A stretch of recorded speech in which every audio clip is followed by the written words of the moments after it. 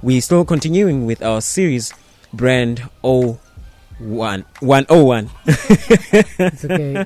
Ntsika. Hey, and it's not a tongue twister, you know? No, it's a very easy thing. It's like branding 101. Mm-hmm. You know, that's it is. Like, okay. Over to you, sir. All right. Like as we stated, like the one of the biggest issues when it comes to creatives and artists within the branding sphere is that they don't know what the media they use is for. We just recently came back from just giving them stats as to what social media has, specifically within Facebook. Like a lot of artists, I'm sure, didn't know that there's 1.59 billion people on Facebook actively each month. WhatsApp has about 900 million people. Instagram has 400 million people. If you understand that, you understand that these are the stats that allow corporates to be more involved within these things. You see banks on Twitter. You see brands just socializing within just the digital landscape. If you really recently just read within just the issues that people had with brands, just instantly just link up with the brand. So meaning that if I'm talking to a certain brand and they can just answer me directly, that's something that was never heard before. Because within traditional marketing means you'd see a post on a billboard, it'd speak to you, but you couldn't respond to that. So within the social and digital marketing sphere, people are now easily talking to brands. So now this speaks consistently within artists. If artists are brands and you're on stage and you just say you're carrying a certain bottle of a drink, and that drink, regardless be it water, otherwise is not paying you, you're already endorsing a brand that's there. So now you have to look into how do we then hold that off?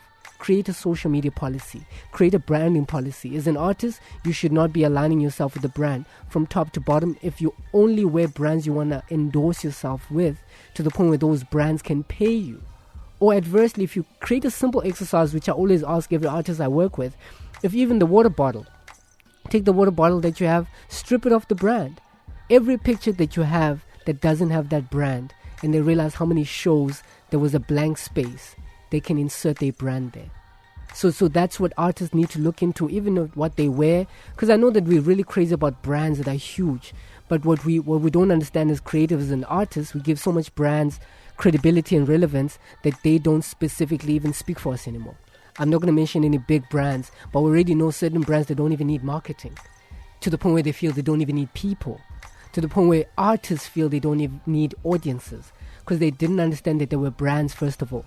And the brand was held off by people, general people. When people pay to see you, it's because they're endorsing your brand. So these are the tools that I think artists should look into. Have visibility, understand what you're saying. What do you want to say to the community? Right now, we're speaking to a specific community. And if you didn't understand the brand you're giving, you'd be distorting the message. So I always challenge artists, just Google yourself. I know it sounds very crazy, but Google yourself and see what comes out there. 80% of the time, it's Facebook. If you understand that, you understand your biggest platform is Facebook. How many artists have websites?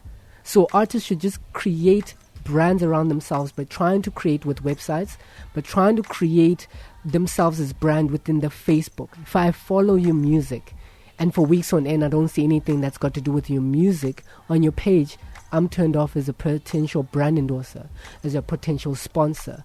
For instance, I know that a lot of companies within Nelson Mandela Bay are looking to sponsor a lot of brands within sponsorship, endorsements, and if they don't see how these brands can just do well within themselves as well as also encourage people to go into that brand, they're not going to give them sponsors.